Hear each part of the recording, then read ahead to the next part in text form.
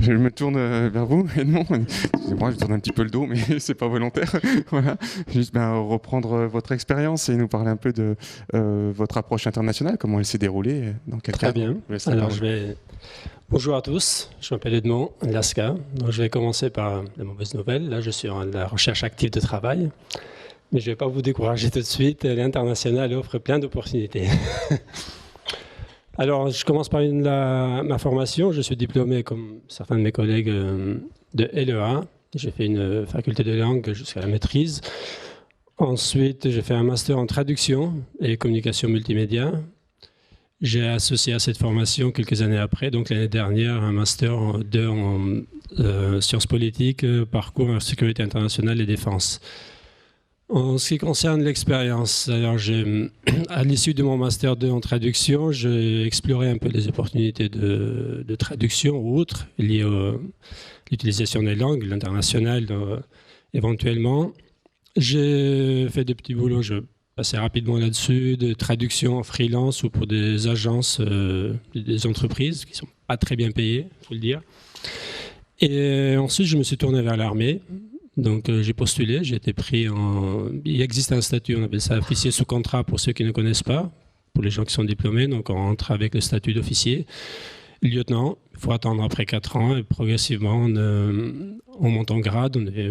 On peut faire un maximum de 20 ou 25 ans, si ma mémoire est bonne, de carrière au sein de l'armée. Donc, vous pouvez même prendre votre retraite. Et j'ai été déployé dans les Balkans, au Kosovo. C'était mon but principal. C'est d'ailleurs pour ça que j'ai postulé à l'armée, puisque mon objectif était d'intégrer une organisation internationale et en particulier l'OTAN. Donc, dans les Balkans, vous avez tous entendu parler des guerres des Balkans des années 90. Et à l'issue de ces guerres, il y a une force internationale de l'OTAN, mandatée par l'ONU évidemment, mais qui opère sur plusieurs théâtres. Kosovo, Macédoine, plus maintenant Macédoine, mais Bosnie. Donc j'ai été déployé là-bas par le ministère de la Défense comme traducteur-interprète personnel du général, commandant le contingent français. C'est une expérience extrêmement riche et très exigeante, puisque vous vous trouvez du jour au lendemain sur un théâtre où opère une multitude d'organisations internationales, toutes celles qui sont mondialement connues, je dirais. Donc Nations Unies avec ses sous-agences, l'OSCE, l'Union européenne, la Commission européenne. C'est toujours des bureaux différents, hein, puisqu'on a tendance à identifier l'Union européenne comme une seule présence, mais c'est souvent des bureaux différents. Il y a un représentant de l'Union européenne, il y a un représentant de la politique étrangère européenne, et donc la force de l'OTAN. Donc mon rôle allait au-delà de l'interprétariat, c'était assurer un peu l'interface entre la force de l'OTAN et les autres organisations internationales, organiser, préparer les réunions régulières. À titre d'exemple, je vous donne même l'assemblée régulière, annuelle des ambassadeurs de l'OTAN ou du comité militaire de l'OTAN pour le commandement de l'Europe méditerranéenne. Donc j'ai fait ça pendant 2 ans au service de différents généraux. À l'issue de 2 ans, donc en étant dans les systèmes, on a accès à certaines informations avant qu'elles soient publiques ou publiées. Et j'ai su que l'Union européenne préparait le lancement de sa plus grande mission civile à l'étranger, donc une première pour l'Union européenne. Et c'est une mission qui devait compter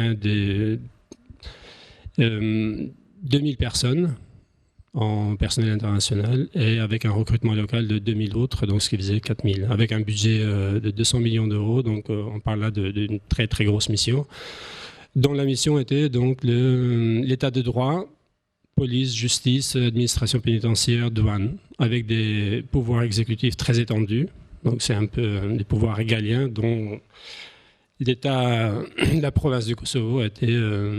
Donc, étant un jeune pays, on considérait qu'il fallait encore du temps pour qu'elle puisse assumer ce genre de responsabilités toute seule. À ce moment-là, je reviens un petit peu au parcours personnel, aux hésitations. Je devais signer, j'avais un contrat avec l'armée, je devais renouveler mon contrat et on m'offrait un nouveau contrat de 7 ans, avec une réelle perspective de carrière. Et à la fois, mon ancien chef, donc le chef de l'OTAN, allait devenir, je le savais, le chef de cette mission civile européenne. Il me propose... Pardon.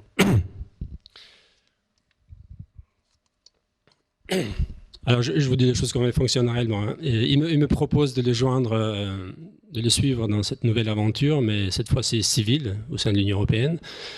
Et après, je dirais, quelques semaines d'hésitation, j'ai accepté. Je me suis dit, il faut diversifier, il faut faire des choses différentes, et pourquoi pas l'Union européenne. Voilà. J'ai travaillé au sein de l'Union européenne, et je fais ça. Je passe rapidement sur après, vous aurez peut-être des questions, je vous en dirai plus. J'ai travaillé pendant 7 ans, jusqu'à l'année dernière, il y a quelques mois. J'étais en fin de contrat, je suis rentré. Actuellement, je suis en attente d'un poste à La Haye, au tribunal pénal international. Mais j'explore d'autres possibilités aussi au sein de l'OTAN, Nations Unies, etc. Alors, ça fait un total de pas loin de 10 années d'expérience internationale au sein de différentes organisations. Les possibilités existent. Donc, vous voyez, il s'agit d'organisations internationales, un statut plus de fonctionnaire, non pas comme mes collègues dans le privé. Donc, les difficultés, les exigences sont d'une toute autre nature. Les difficultés personnelles sont aussi différentes. Les difficultés de projection de carrière ou d'organisation, d'identification claire d'un parcours qu'on voudrait suivre ou qu'on veut suivre, puisque comme vous voyez par mon expérience, la tentation, elle est justement même si on a un profil assez précis, il existe toujours la tentation de passer d'une organisation à une autre. Là, je vous parle des organisations.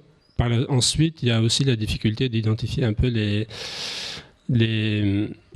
la zone géographique où vous voudriez être. Là, c'est une autre affaire, puisqu'on est tous dans un monde en ébullition et en changement permanent. Il y a des questions personnelles, des impératifs personnels dont il faut tenir compte, particulièrement lorsqu'un homme marié avec des enfants. Et certains théâtres ne sont pas très séduisants, je dirais. Ou tout au moins, il faut bien peser le pour et le contre avant de prendre la décision, par exemple, d'accepter ou de postuler pour un poste au Mali. Je vous dis, actuellement, il y a une très grosse présence internationale. Il y a beaucoup d'opportunités pour ceux qui seraient intéressés. Il existe des postes d'opportunités. Mali ou d'autres théâtres du Moyen-Orient. La question est réellement, est-ce que vous voudriez être... Alors, jusque maintenant, on a parlé d'Australie, la République tchèque, c'est des pays où les conditions de vie et l'environnement physique humain est très, très proche de celui qu'on connaît ici. Mais accepter d'être déployé dans d'autres pays beaucoup plus difficiles, dans zones de guerre, ou des pays qui viennent de sortir de la guerre, où l'instabilité politique, économique est omniprésente, c'est une autre affaire. Je cite l'expérience d'une amie avec qui j'ai travaillé, une Française qui a travaillé à l'Union européenne. Elle a été déployée au Congo pour une mission de l'Union européenne. Elle a fait 3 mois, elle est rentrée, elle n'est plus repartie. Elle trouvait que c'était très, très, très compliqué au niveau de la sécurité. Donc voilà pour mon expérience. Ça a été une volonté de votre part d'aller chercher justement dans la destination au départ des pays où il y avait une difficulté de vous sentir utile. Qu'est-ce qui vous a amené à ces décisions? Alors la décision, c'est... Je voulais partir, ça reste un objectif de pouvoir... d'intégrer ces organisations internationales, mais principalement l'OTAN. Je suis depuis toujours très intéressé par l'organisation elle-même, sa mission, son fonctionnement. Et donc les questions de géopolitique, surtout de sécurité. Les Balkans en particulier, puisqu'il existait cette présence, il y a cette proximité avec l'Europe, puisqu'on parlait tout à l'heure de l'Europe centrale, mais les Balkans, c'est pas bien loin, parce que c'est une heure de vol, 1h30 de vol. Vous êtes dépaysé, mais à la fois proche de l'Europe. À titre d'exemple, moi je prenais ma voiture le week-end, en 1h30 j'étais à Thessalonique à la plage, si vous voulez savoir. Donc on traverse la Macédoine et puis on est tout de suite. Mais le choix, c'est une heureuse coïncidence, mais puisque je suis moi-même né en Albanie, je suis d'origine albanaise, donc j'ai parlé la langue, j'avais cette connaissance du terrain et de la culture de fonctionnement des institutions politiques, de l'ensemble qui constituait, je dirais, un profil assez intéressant et avantageux pour les personnes au service desquelles j'allais me mettre. Donc les généraux de l'armée française qui avaient besoin d'une analyse permanente quotidienne très fine de ce qui se passe, de comment ça se passe, de comment se positionner sur des questions de sécurité ou d'exercice de leur fonction finalement.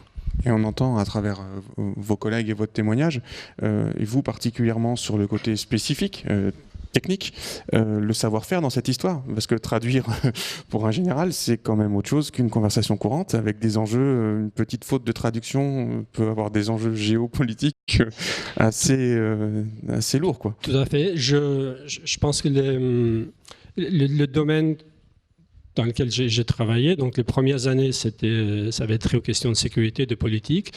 Il faut avoir un intérêt depuis, je dirais, toujours sur certaines questions. On n'apprend pas ce genre de choses en 6 mois. C'est pas parce que on fait un projet de travailler dans ce domaine qu'en 4 mois on sera prêt. Donc, pour ma part, j'ai toujours été très très porté sur ces questions-là depuis tout petit, depuis toujours.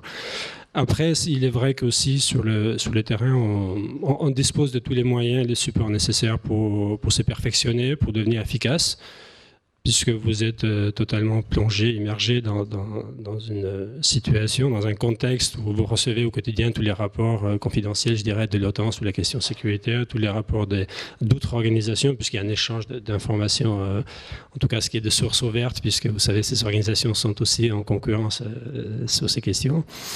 Et donc vous arrivez vous finissez par maîtriser assez rapidement si vous engagez réellement, maîtriser les sujets, et c'est le point principal. Il faut vraiment savoir de quoi on parle, ce qu'on fait, puisqu'une réunion avec des comités militaires de l'OTAN, je dirais, ça va au-delà de la préparation de l'interprétariat, que ce soit en consécutif ou en simultané, c'est la maîtrise de certaines notions, de certains concepts, qu'ils soient militaires, sécuritaires ou politiques, et c'est la concision et surtout voilà, vous n'aurez pas de deuxième chance de vous expliquer sur certaines approximations. Il faut éviter ce genre de choses.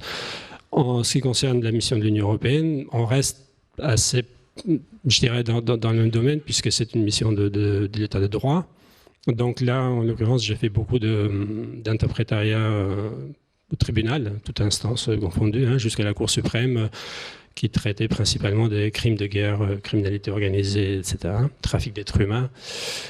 Et j'étais également impliqué personnellement à plusieurs reprises donc, dans la construction de l'état de droit, passe aussi par le corps législatif, mais aussi par une reconnaissance et une coopération de ces instances juridiques du pays avec d'autres instances juridiques d'autres pays. Donc, pour vous donner un exemple, c'est la préparation et la signature des traités bilatéraux, les traités de coopération juridique entre différents ministères et les pays, etc. Voilà. D'accord. Une approche plus technique. Je pense que vous aurez des questions dans la salle, parce qu'on avoir échangé avec certains étudiants, et il y a de l'intérêt avec des organisations diverses et variées en la matière.